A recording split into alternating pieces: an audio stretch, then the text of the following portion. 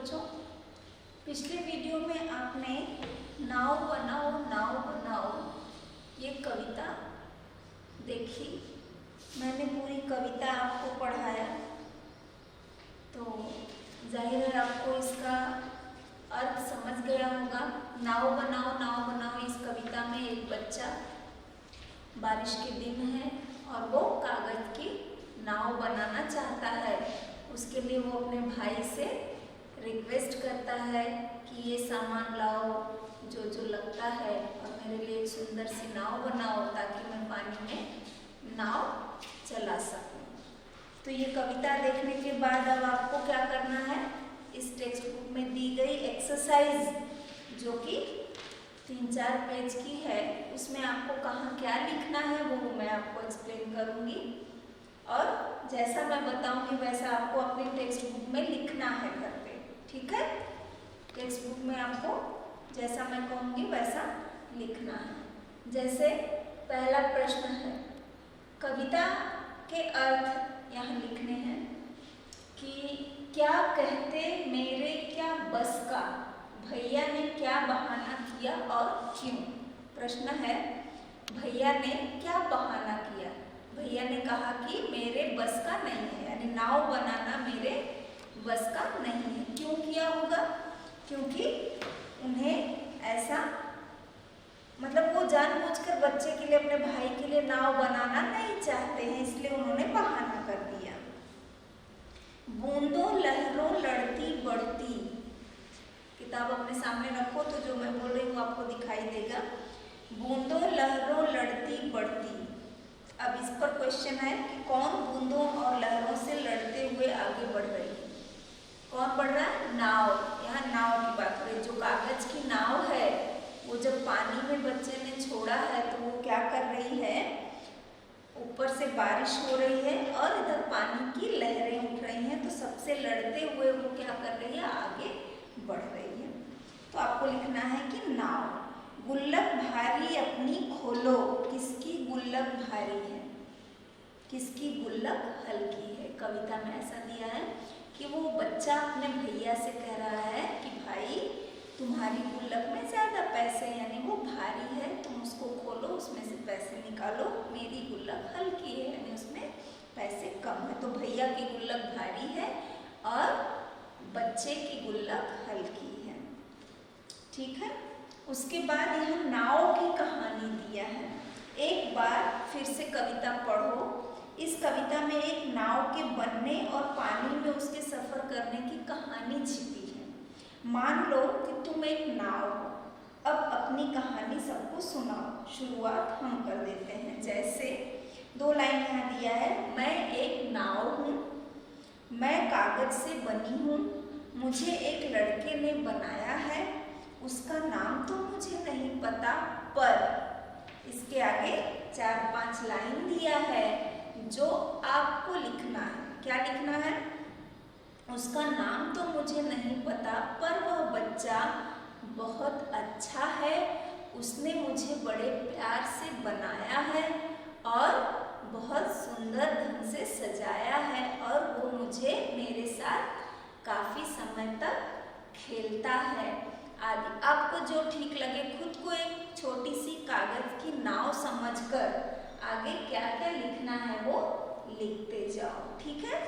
तो इस तरह से आत्मकथा होती है वैसे लिखना है। और आगे दिया है, आहा बारिश। तुमने बरसात पर पहले भी कभी कोई कविता या लोकगीत सुना होगा, उसे नीचे दी गई जगह में लिखो। यहाँ आपको एक ये होमवर्क है मेरी तरफ से आपको। आप यहाँ एक 10-12 लाइन की कविता जो बारिश की हो, बारिश की 10-12 लाइन की कविता यूट्यूब से, गूगल से, जहाँ से भी हो ढूंढ के, आपके पास कोई किताब होगी वहाँ से ढूंढ के आपको यहाँ लिखना है। उसके बाद इस कविता को पढ़ते समय तुम्हारे मन में कई चित्र आए होंगे, उसके बारे में बताओ या यहाँ चित्र बनाओ। यानी बारिश के दिन है, इसीलिए बच्चे का जमे हुए पानी में जो गड्ढे, तालाब या नाली में वो कागज की नाव बनाकर चलाने का मन करता है। तो आप क्या करोगे, यहाँ ऐसा चित्र आपको यहाँ ड्रॉ करना है, पिक्चर बनाना है, ठीक है। इसके नीचे का जो दिया है वहाँ कुछ लिखना नहीं है, सिर्फ डिस्कस के लिए है, इसलिए आज मैं आपको यहाँ टेक्स्ट बुक में जो लिखने के काम दिए गए हैं वो समझा रही हूँ कि एग्जैक्ट वहाँ आपको लिखना क्या है, ठीक है। फिर उसके बाद यहाँ फिर से एक क्वेश्चन है, सचमुच पानी सचमुच खूब पड़ेगा।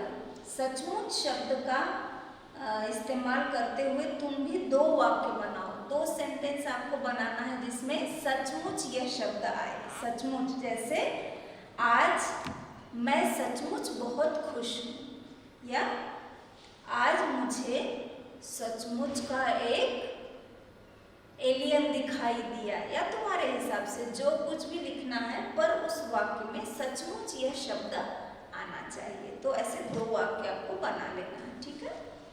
और उसके बाद तुम कागज से कितनी तरह की नाव बना सकते हो, बनाकर कक्षा में दिखाओ। उनमें से किसी एक के बारे में लिखकर बताओ कि तुमने वो कैसे बनाई। यानी एक कागज की नाव, उस कागज को किस तरह से तुमने फोल्ड किया, कैसे कैसे बनाए। कागज की नाव बनाओ, पहले तो सीखो और फिर उसके बाद यहाँ लिखो कि तुमने वो नाव कैसे बनाई, ठीक है। यानी तरीका, उसके लिए आपको पहले कागज की नाव बनाना पड़ेगा। आर्ट एंड क्राफ्ट का कोई वीडियो भी देख सकते हो कि कागज की नाव कैसे बनाते हैं, और उसके बाद खुद से लिखो कि मैंने ये नाव ऐसे ऐसे बनाई, कागज को किस किस तरीके से मैंने मोड़ा, ठीक है। और सबसे अंत में दिया है, सबसे अंत में क्या है, पिछले साल रिमझिम में तुमने पढ़ा था कि बनाना काम वाला शब्द है। ये बनाना इंग्लिश का नहीं है केला, बनाना मतलब कुछ बनाना, जैसे नाव बनाना, खाना बनाना वगैरह। तो बनाना एक क्रिया है, शब्द होता है, काम वाले शब्दों को क्रिया कहते हैं। यहाँ आपको क्रिया सिखाई जा रही है। क्रिया यानी एक्शन वर्ड। हम जितने भी काम करते हैं, चलना, बोलना, हंसना, गाना, आना जाना, सारे जो भी काम हम करते हैं उसको क्रिया कहते हैं। क्रियापद, वाक्य में जो काम होता है वो उसे क्रिया कहते हैं।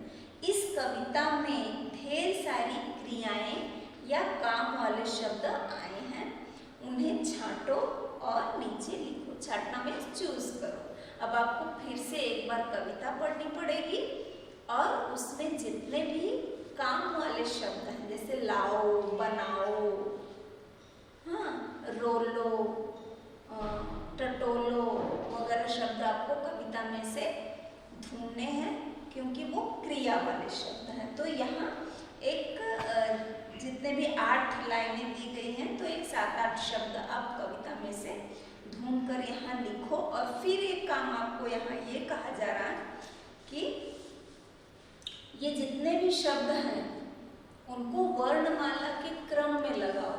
वर्णमाला के क्रम में लगाने का मतलब समझते हो? वर्णमाला यानी अल्फाबेटिकल, क से ज्ञ तक, क ख ग घ से लेकर आपको ज्ञ तक, यानी पहले क से जो वर्ड आएंगे वो पहले लिखना है, जो ख से आएंगे वो बाद में लिखना है। इस तरह से यहाँ प्लेस भी है। तो पहले आप यहाँ कविता में से काम वाले शब्द ढूंढ कर लिखो और फिर उनको अल्फाबेटिकल ऑर्डर में लगाओ, ठीक है। तो इस तरह से यहाँ जितने भी एक्सरसाइज दिए गए हैं, खाली नाव बनाओ के बाद जो दिख रहा है एक बार फिर से आप पढ़ो और जहाँ जो करने को कहा है मैंने जैसे समझाया है वैसे आपको करना ही है, ठीक है।